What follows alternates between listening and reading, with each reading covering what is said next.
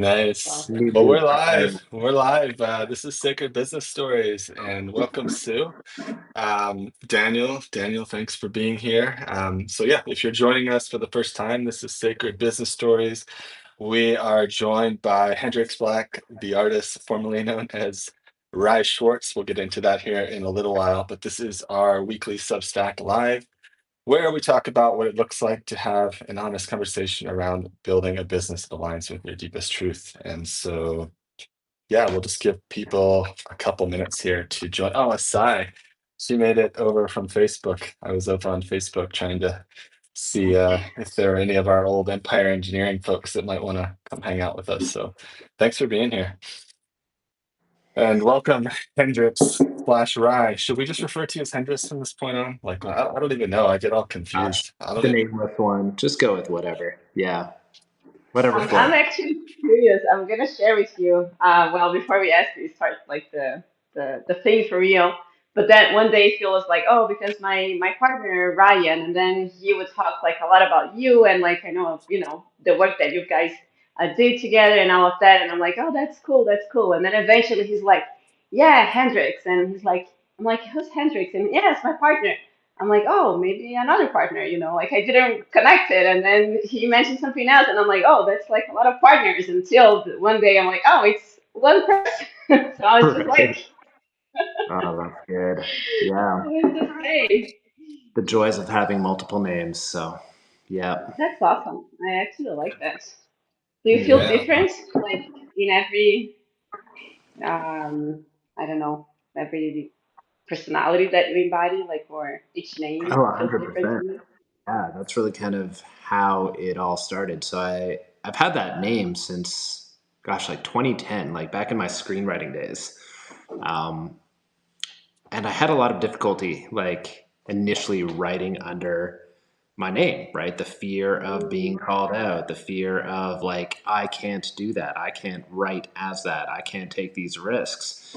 And simply like switching the name, right? I'm like, I can't, but Hendrix Black can, right? And it's like such a small little mental energetic shift. And I had no frame for what I was doing back then, right? It just like felt better in my body. I felt more courageous in my expression writing under that name. I felt a lot more easeful and confident marketing myself back then under that name, right? So that was like a big thing, like writing in Montreal, right? Like as a screenwriter and essentially cold calling, like back then, cold calling and cold emailing production companies and major agencies in Los Angeles and Hollywood, right? And like Ryan Schwartz would be like, gosh, that is really, really scary, right? Like, I don't have the confidence to do that. But you slip into this new energetic clothing of this Hendrix Black who can essentially be anyone he wants to be, right? And all of a sudden, that's a much more easy task. There's no ego on the line, right? It's like there's mhm. no personality to get hurt in that exchange. So that's where it originated from. And then, like, obviously, it's taken on so many different textures and tones over the years and different projects. But yeah, that's a little brief backstory. Yeah, that's very, very interesting. And well, and you speak more than one language too. And I've shared before that, like, when I speak Portuguese, I have certain fears that when I speak English, I don't. And then when I Mhm. speak French, it's different. So I don't have like different names, but I relate to what you're saying. Like, it's it's been like a not a lot of time that I've been like reflecting about like yes like I have my childhood in Portuguese that never existed in Mm. English. You have your childhood that existed as Ryan, but it wasn't there as Hendrix, for example. So Right. that's very, very interesting. Yeah, it's awesome.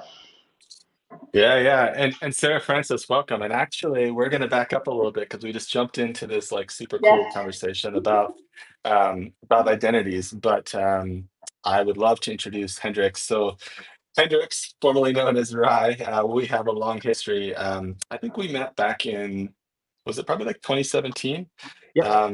It was that fated retreat. Many of you that are actually in our community know Ed Zadelman. So if you know Ed, it was actually at his retreat center in Costa Rica that we met for the first time. And yeah, maybe Ryan, you can fill in the details, but we ended up becoming partners. We launched two brands together. Empire Engineering, some of you know, Quantum King, which was kind of the catalyst, or I guess the kind of incubation of all of the work you're doing now. And yeah, just extremely generous, humble, heartfelt dude. One of the smartest, also smartest marketers I know. Like, again, he would never say this out loud, but this is the guy that like the real pros hire, and just like he walks into the room and money just starts falling from the clouds. So yeah, he's just really one of my favorite humans. And today, his focus, he'll share more about this, but just came over to Substack recently, and he's writing really where this intersection of where masculinity, shadow, intimacy collide, and really involved in the men's work scene, relationship guidance, and most recently, I think, literary fiction, which I haven't heard a whole lot about yet. But yeah, man, I would just love to turn it over to you, and yeah, maybe just kick us off with a little bit of your story and anything you're feeling called to share. Yeah, I mean, immediately what I feel called to share, and it's just a reflection that came up as you were sharing that, like, I don't know, that 8 year bio, right? It's like, you know, obviously, y'all are the masters at transmitting the principles around sacred business, right? But like when I tune into sacred friendship and sacred partnership, I think that there's such a beautiful blessing in being able to relate with those who can hold and relate with you in all these different iterations and evolutions, right? Like friendships, brotherhoods, sisterhoods that grow with you through so many iterations versus slip away as you evolve, right? And I've had a chance to, of course, witness you in so many iterations of self, right? And it's been such a Mm, privilege to be able to do so. And just as you were sharing that, I'm like, how freaking cool, right? To have a brother, a dear friend who has been able to witness me through so many different iterations as well. So yeah, thank you for that. yeah, yeah, thank you. Um, yeah, gosh, I mean, beyond that introduction, I mean, everything you said is still very much present, right? I'm still very much active in the marketing scene, the copywriting scene. Not something I so much publicly advertise anymore, but the opportunities when they align, they're there. And I just love diving in. I love creating offers. I love creating transformational offers, bringing those to market, and just having a way to initiate transformation at scale, right? And seeing really good people get a platform, right, to serve their work, serve their medicine.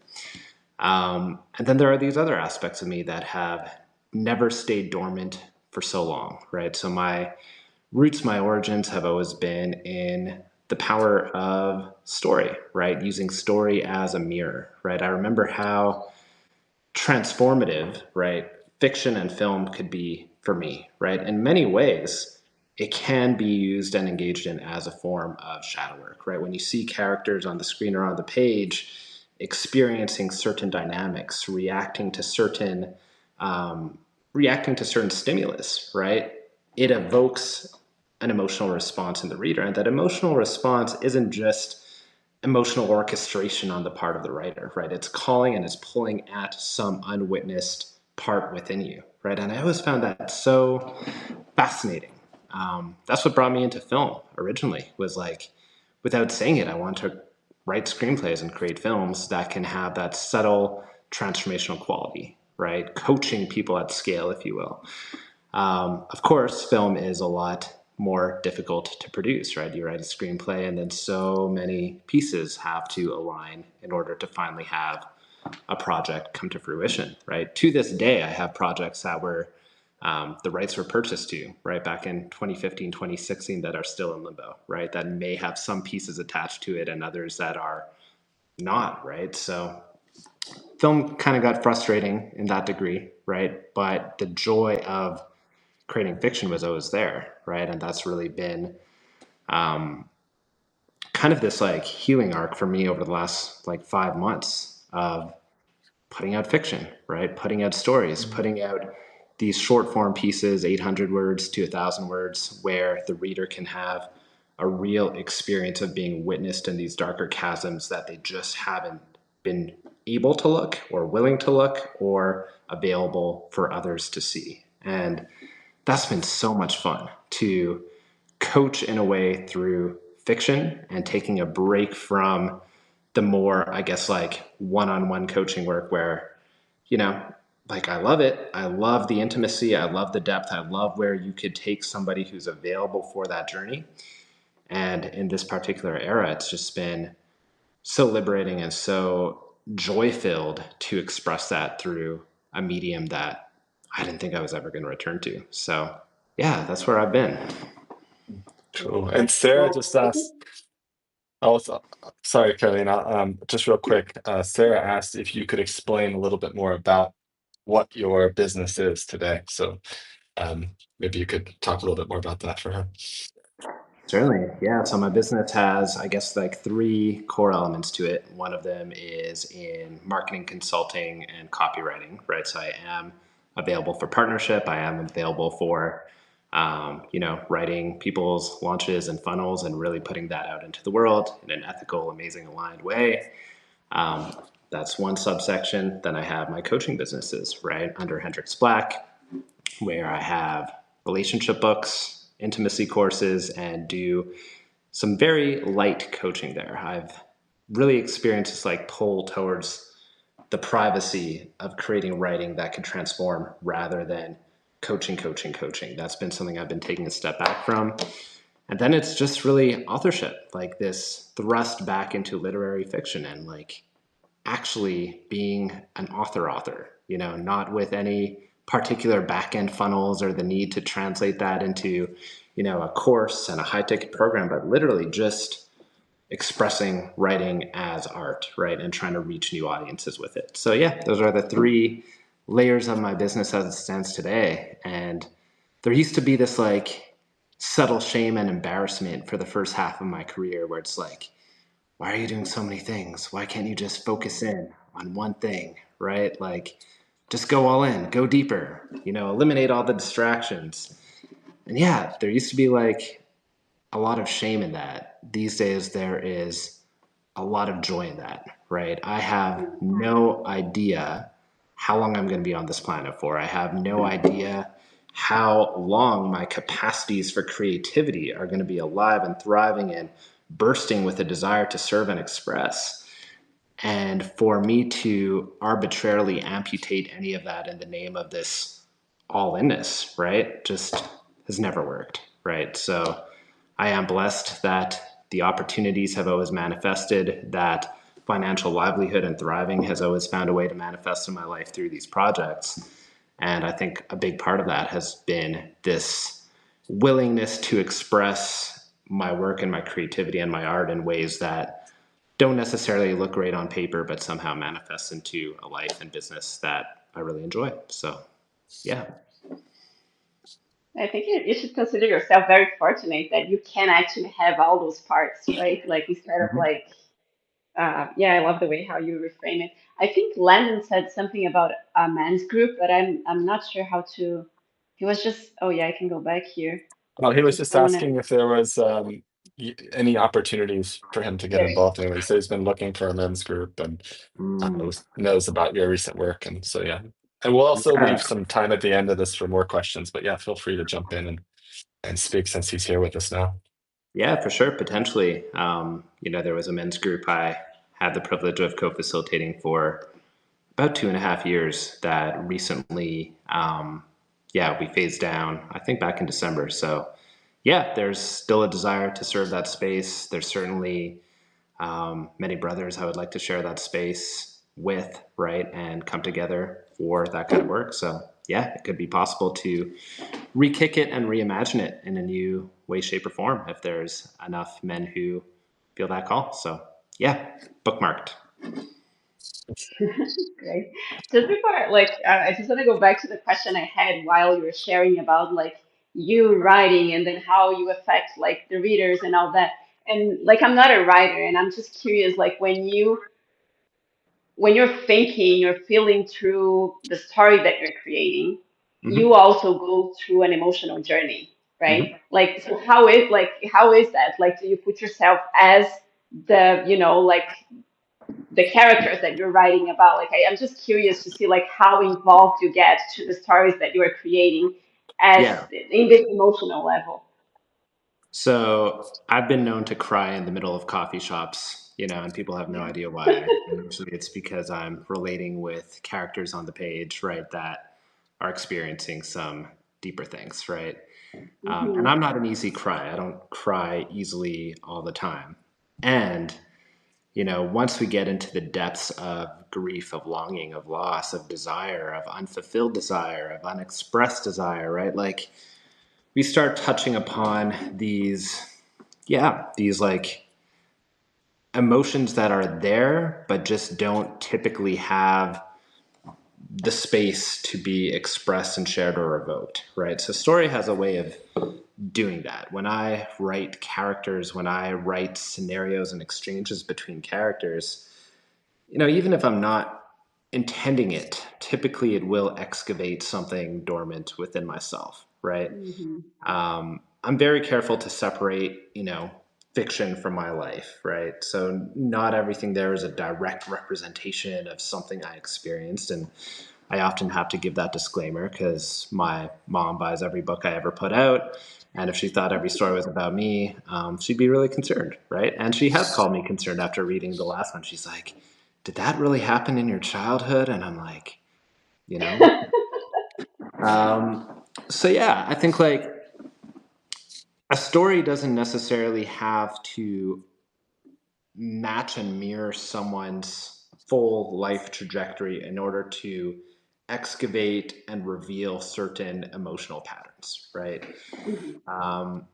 And for me, yeah, it's a deeply healing experience, right? I've experienced many different forms of healing modalities, energy work, plant medicine journeys, all these things. And I'd say, like, the closest thing to what story does for me is a plant medicine journey, right? It just really has a way of putting a magnifying glass on certain patterns that I haven't looked at, right? And evoking a response, evoking something that under regular circumstances, I just wouldn't have any need to focus or zero in or look at that, right?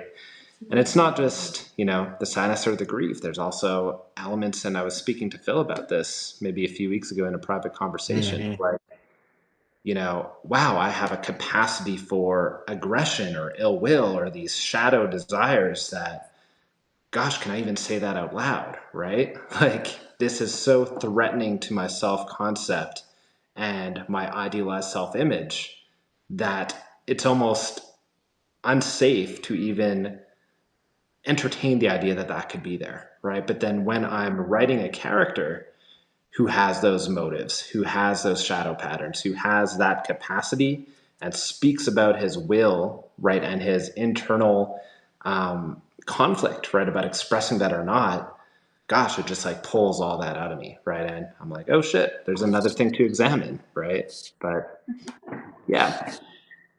It's beautiful. I love. Thanks for sharing that. It's such like I never thought about like the way you were describing, which is like such a safe space. And in a way you create separation, but then because you're very connected to your inner experience, then you can use that as a self-reflection tool in a way. So very, very powerful.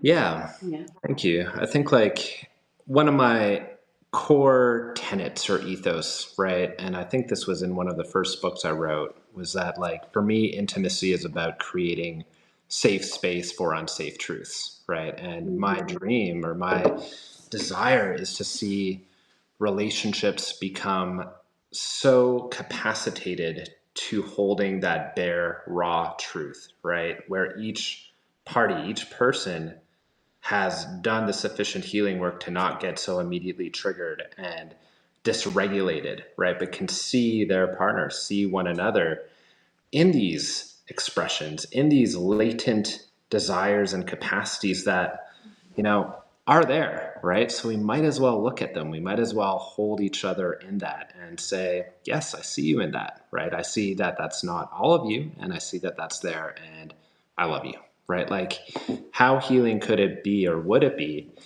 if we can hold each other in wider ranges, right? Versus only these small slivers of acceptability, right? I think one of the biggest pains I witness in intimate relationship is the narrow bandwidth of acceptability we grant one another, right? And when Mhm. behavior, even momentary expression, veers outside of those predefined walls, conflict arises very quickly.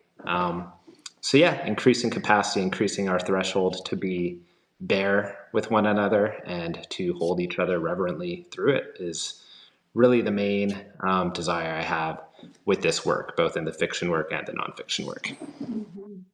That's awesome. Embrace it all. I love that. Mhm. Has anybody noticed that we're matching, by the way? I put this shirt on just for Rye.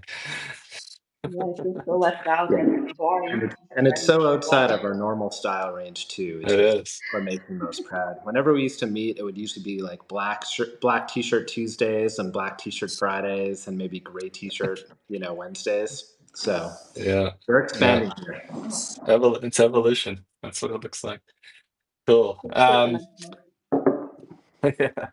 Um, well, cool, man. The next thing I'd love to ask you about, and it might be somewhat of a continuation of what we started on before we kind of circle back to the introduction. One of the things we like to talk about or try to convey to our audience is that as you're kind of moving forward with your meaningful work, it's like completely normal for these different resistances and fears to come up. And I would love to ask you, like these days, in your work, where do you see kind of fear and resistance coming up for you? And like, what sort of practices do you engage with to kind of work through that and keep moving forward with your visions? Yeah, that's a good question, right? I think um, one part or one aspect of that I regularly grapple with, right, is, what if no one sees it and what if those who do hate it, right? It's like that resistance is still there, and it's always safer to not create art and not put it out, right? That is a daily experience and exercise I have with myself, right? It's like, yeah, like life is inherently safer, right? If I don't express this, right? Why bother expressing this? Especially when, you know, at the beginning, right? Like my fiction work is relatively new, right? It's not reaching thousands and thousands of readers, right? So it's very easy for me to feel like, what's the point, right? And almost feel like the shame, right, of that only reaching, I think, like a few hundred readers, not a few thousand, right, or not hundreds of thousands. I come up with or I confront the patterns of unfairness and injustice, right? I feel like this should be reaching more people, right? And it isn't. And I see this with so many people with such profound work, likely many people like in this community as well, who probably look at some of the best-selling books out there, right? And it's like, you know, I mean, I don't want to criticize anybody's body of work, right? But there's a lot of people out there with massive platforms whose work may or may not be effective or in integrity, right? And there could definitely be a pain in that, right? Of like not having the audience, not having the reach, um, not having the platform that one's work deserves. So that is like a gap I confront. And it's easy to say, right, that I overcome that with like finding joy in the work itself, right? But the truth is, when I'm being really honest with myself, like I do believe that art deserves to be shared and experienced, right? It doesn't necessarily need to be this self-fulfilling thing all the time, right? I think an expression is meant to be received. And I think for me, how I work with that is simply being honest with it, right? Like the work all of a sudden feels better when I don't deny myself that experience. When I say, yes, this is meant to reach more people. Yes, this would feel amazing if thousands were reading this work, right? And they're not. And I love this writing, right? So it's just this all inclusive experience where none of it gets denied, right? And dismissed. Mhm. Yeah, like I like the way you share it in a way like I resonate with something that for me like what keeps me going in a way. Like sometimes I feel that I choose the hardest path, and I kind of ask myself the question like why? Like it's so much easier if you just keep going this direction or if you just do this. But it gets to a point sometimes that easier or the easiest, it's not even an option. Like Mm, like and kind of to what you're relating, like yeah, like why? Well, you should be doing this, or I should be feeling that, or you should be like. But then for yourself, it's for your self-expression, and then for me, what keeps me going is like, yes, I know that what I do will impact others, but at the end of the day, I keep showing up for myself because I mhm, know I need to do this for my own evolution. And then there's resistance, there's fear, there's questions, there's like a bunch of mhm. unpleasant things. But I almost feel that I don't have the option to not do it. I don't know if you resonate, but that's for me. It's just like I before it was almost like a question, like should I go left or right? And right now, like even if I see here, like yeah, this it feels easier or it's less effort or blah blah blah, it's not even like an option anymore. Mhm. Yeah. Yeah, very much so, right? It's like, over time, right? Obviously, the pattern of just showing up becomes part of your identity, right? And you develop Yeah. the tools and the capacities to essentially work with, transmute, mature out of the patterns, right? That would inhibit that, right? Or make that feel less comfortable.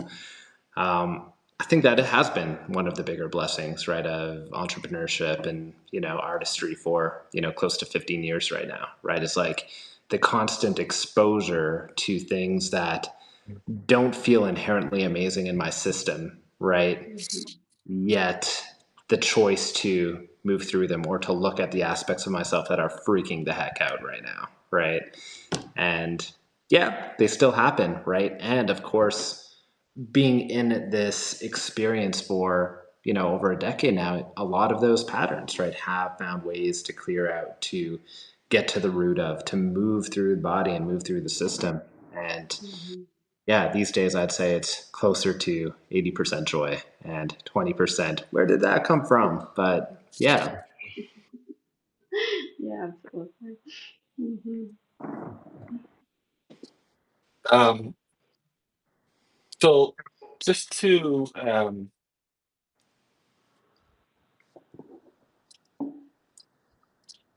I was going to ask you more about this identity thing. I really want to pick this. So like, can you walk us through kind of, and I'm bringing this up because I know there's many people probably listening or will be listening on the replay that really struggle with exactly what you described, which is like putting themselves out there, putting themselves on the line, expressing like fully from this place that is their most authentic truth when it doesn't feel like the safe thing to do. So I would love if you could kind of take us back. And I remember like when you were shifting in your work because our relationship kind of goes to this prior version of you where you were just kind of known as the epic launch copywriter and you were kind of just starting to move into this new space that you're occupying. And if you can just kind of remember back to when you were having those conversations with yourself, I would love if you could kind of maybe articulate how you came to the decision and the thought process for how you chose to kind of bring these characters to life, like Hendrix Black, and Mm. you also publish under Money Shaman. Is that Mhm. true? So there's Yeah. actually Yeah. at least three that I know of, maybe a few other ones hiding out. But Yeah, yeah, I don't know if you could kind of take us inside your mind on that one a little bit. for sure. There are different frames for me to answer that through, right? Like there's the very pragmatic personal branding frame, right? Where there's a very real case for not wanting to muddle or enmesh brands into distinct styles of work, right? So like Schwartz became a brand in the copywriting world, right? I have multiple courses, that I think, a few thousand students have been through up to this point, right? It has a certain reputation as a brand, right? And publishing things that aren't copywriting, right, under that brand just felt unnecessary to some degree, right? Like it stood for something, it represented something within a market, right? So on a very pragmatic level, it felt like creating some form of compartmentalization there was wise, and I still believe that to be true. Part of me, at the time was just kind of like reconciling, well, is that just a cop out? Is that just an excuse? Is that just like me finding a good reason to hide behind a different name? And that might also be true, right? More than one things can be true here. Um, so that was one aspect of it. The next was the very real palpable sense of, I call it energetic clothing, right? Like that I slip through, right? My writing had a different quality under those different names, right? It's as simple as like signing off as a different name or having that name as like the name on like the cover of a book, right? My expression was just less less inhibited, right? It was more flowing, it was more daring, it was more raw, it was more truthful in many ways, right? It was less censored. And it makes sense, right? Ryan Schwartz has a lot more to lose. He exists in this world as a character that hundreds, if not thousands, of people know him in a certain way, expect a certain code of conduct from him, right? Have certain unspoken agreements about who he is, what he can be, what he can't be, right? That is just what happens when you exist as a certain person in the world with different relations. Now, one school of thought is, well, fuck it. You're not here to please everybody. Just do you, right? And sensitive beings, right? That judgment stings, right? Like being judged isn't this benign thing that some people could just brush off, right? And say, let them have their opinion, right? Especially, close friends, relationships, like all these things, like they occupy energetic space, right? When you are being held in a certain judgment. Now, that's not to say that there's no value in doing that work to try to remove the parts of you that are hooked into that, right? To clear those cords, to clear those, um, parts of you that are afraid of disappointing, of letting people down, of stepping on toes, right? There is absolutely value in doing that healing work. And it could get overwhelming really fast, right? And if that's getting in the way of one putting out their work right here, right now, I say, go for a name that makes you feel fully expressed, right? Like step outside of your current identity enough to have that work flow through you, because I believe that there's a lot more healing value in putting the work out than getting inundated with the fear or sometimes the actual judgment that comes through. So yeah, those are like two levels that I'll speak about it on for now at least. That's cool. So that actually will bring me to my next question, which I'm actually genuinely curious about it. We've had some conversations, but the next question is around connection. And so, one of the challenges that many creators face is like how, especially if they can be a little introverted or even not, like maybe just like navigating this online world, how to create authentic, meaningful connections online. And so, I would love to hear, and especially from someone who is connecting through this lens of multiple identities in this kind of like online space that exists how it is. Like, what is that experience like for you? How do you approach connection? And then, yeah, maybe any advice you have for people who are struggling with that aspect of putting themselves out there that you might have. Gosh, there are so many good people out there, right? Like that's one thing that has really been coming to my awareness, right? And they tend to, gravitate around certain communities like your own, right? So it's like I think that there's like this beautiful blessing where, it's not hard to plug into communities with people you really resonate with, right? And who inspire you. And there are levels of engagement that you're invited to play in, right? That feels safe, right? Like you could join a community and be, the gold star earner that shows up to all the things and initiates conversations with all the people and jumps on, 10 Zoom calls per week, right? Or you could, there's no shame, right? In being the one who plays a little slower, more tentative, right? Appreciates things more from a distance and then engages in ways that feel safe to their system, right?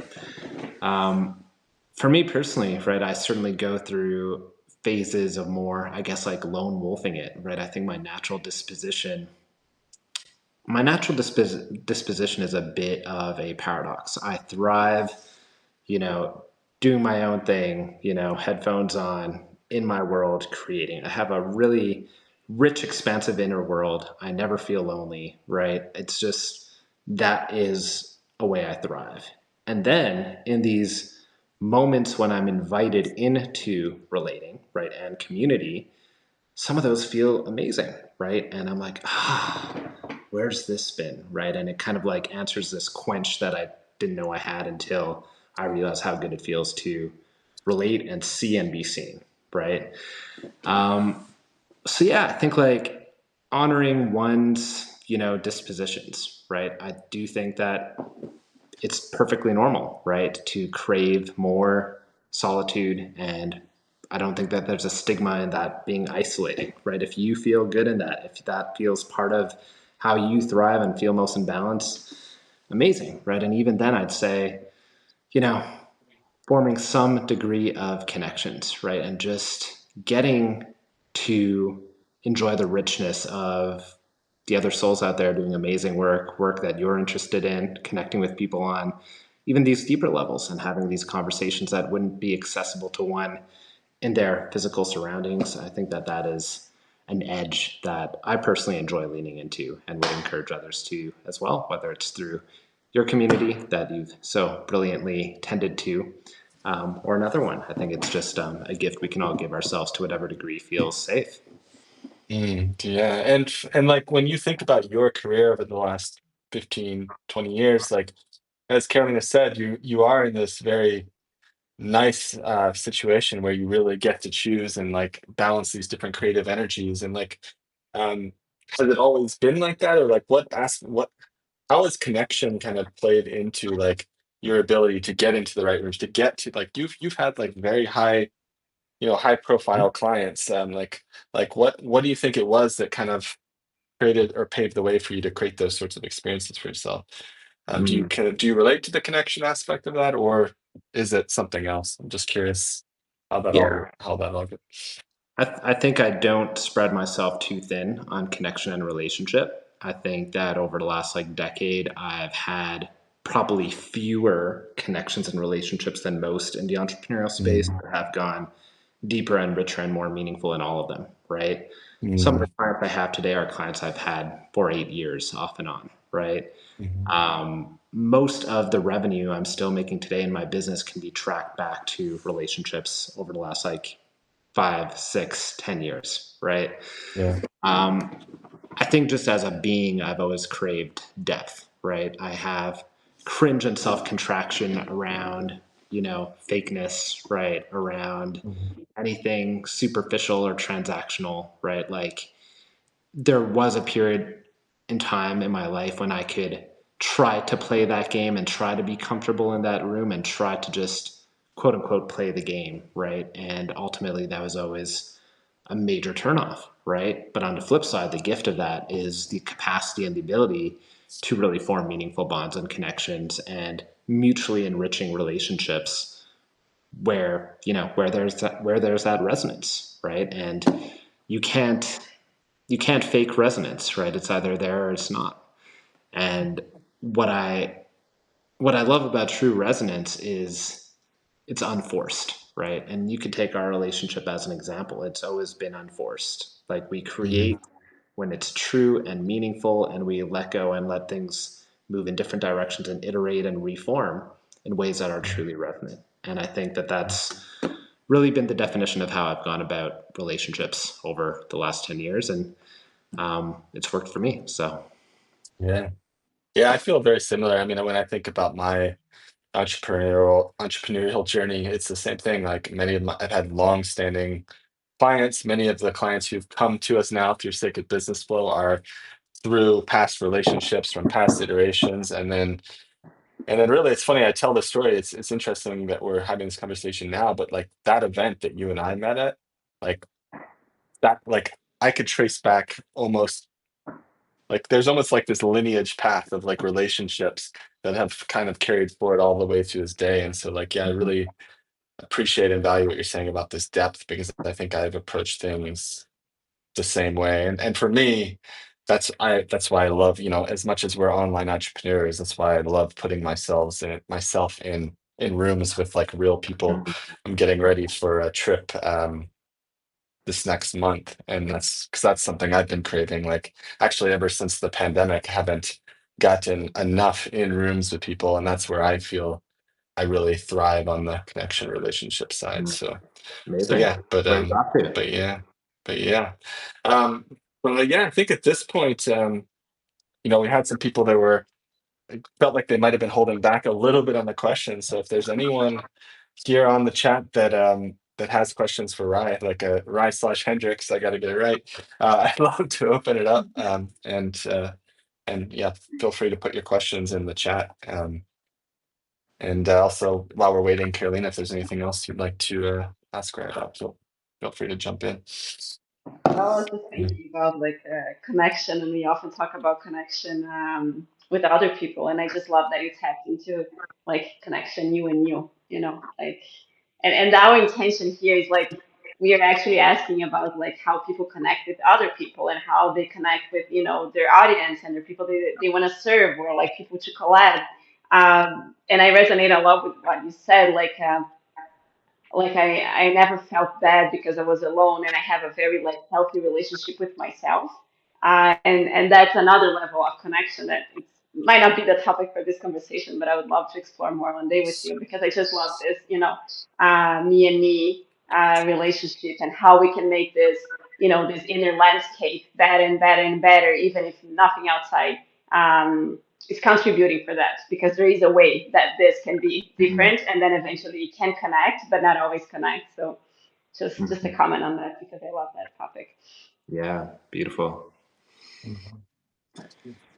Hmm. Well, I guess at this point, I'd love to just ask. I know you're pretty new to Substack, so of course we're Mhm. here on Substack, so people will be able to find you that way. We'll be sharing. Oh, well, I'll finish this thought, but it looks like we got something. We'll be sharing yeah, we'll be sharing the recap after this, so people can find you here on Substack. But where else can people learn about your work? What would you point them to if they're just kind of curious to explore your world a little bit more? Yeah. So my informal Substack coach told me that all roads need to lead to Substack right now. So I'm just gonna stay loyal to that advice and say you could find me on Substack. There we go. I'll leave it at There we that. go. One place. Awesome. And Sarah Francis asks if you could go back and give your younger self advice when you were just getting started, what would you say? Ooh, gosh. So I'm not sure what I would say. I know the capacities I would want to transmit, right? I know that I would have loved for my younger self to be more courageous and more daring and less inhibited by fear, right? And fear of judgment. And I know he went through his own process and unfoldment on that. But yeah, part of me like wonders, right? If I could go back in time, go back to like 21 years old, 22, 23, right? And live more courageously and authentically from that point on, what that trajectory would have looked like. So, yeah, are there any like set of words I could have given him that would have like created that level of courageousness? I'm not sure, right? Could I just like touch his third eye and blast him with like, infinite doses of courage? Maybe. Um, but yeah, I think that there's a certain sadness and a grief over the things that didn't get expressed, right, until they did, right, until I could grow into the being in the body that could do those things. And it's very easy for me to kind of default to, there's a natural timeline for everything. And I think there's also an appropriate level of grief and sadness of, how could have things played out had I had those capacities then, right? So yeah, obviously, like in terms of words, it would have been like, go for it. It works out. It's not as scary as you think it is, right? All those cliches that are very much true. Use a pen name faster, right? But yeah, things worked out pretty well for him as well. And I'm really proud of the journey he went through. And a lot of my work over the past 2 years has been not just reconciling with all these old parts and identities, but really honoring and cherishing them for how they showed up, right? This was a bit personal, right? But like for a while, it got really easy for both me and my partner, right, to look at who we were in the first 2 years of parenthood, right? And really feel a lot of like, regret over how we showed up, right? Like that's a really difficult initiation, that is really, I'd say, almost impossible to go through absolutely cleanly and meticulously, right? And I went through this process, right, of like rewatching all those old videos, right, of myself, her, like our child, right, as a toddler, as a, as an infant, and being like, oh, those guys were better than I thought they were, right? Like they had that light, right? They were showing up and they didn't stop showing up, and there was difficulty, right, as there is in every phase. But yeah, just celebrating every iteration of self for what they did bring to the table and how they did show up and how they essentially are the shoulders you're standing on right now, right, to be where you are. So yeah. Cool. Thanks for sharing that. And so beyond Substack, tell us about your books. I would love to just have the kind of rundown of the books, and yeah, I'm assuming you can find them all on Amazon. That's For the sure. usual places. Yep. So if you search up Hendrix Black, like as an author on Amazon, you'll see all the books. Three of them right now are nonfiction. So there's The Seven Initiatory Fires of Modern Manhood, which is the title I always regret having because it's so long, it's such a mouthful to say. There's Awakening Your Inner King. So those two are in the men's space. Then The Relationship Recode is a relationship book, nonfiction.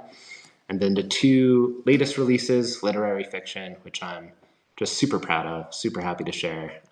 The Secret Lives of the Men You Love, that's the one behind me there.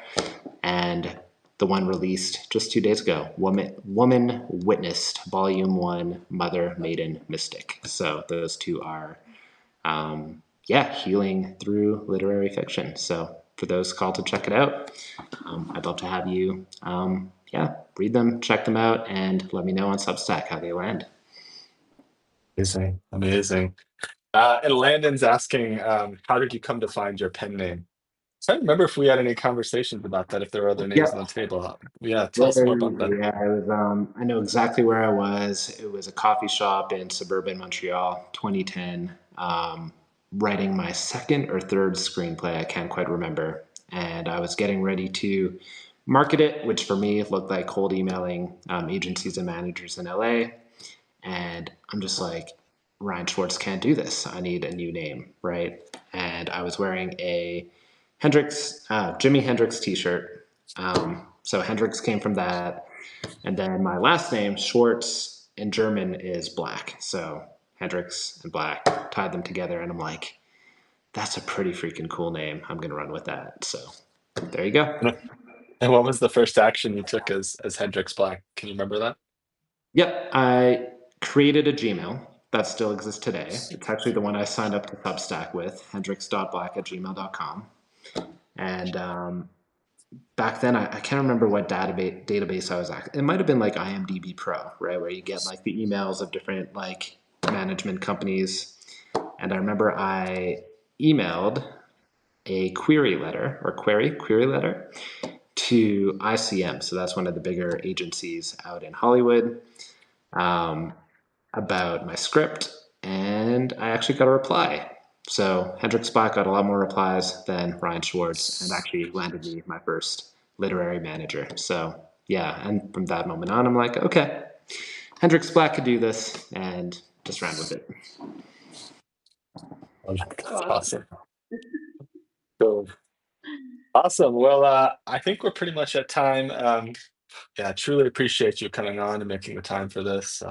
Really happy to have you here. Really happy to have you on Substack. I hope you'll be mixing up with us more in this awesome community we're building here. And yeah, we'll be sharing this recording with everyone by email. We'll share it with you. So you're welcome to, we'd love it if you share it with your people. And yeah, man, just like always so fun to have conversation with you. And Yeah, yeah, thanks so much for being here with us. beautiful. Well, I Yeah. appreciate you both. I Yeah, it appreciate was it really all. nice to connect.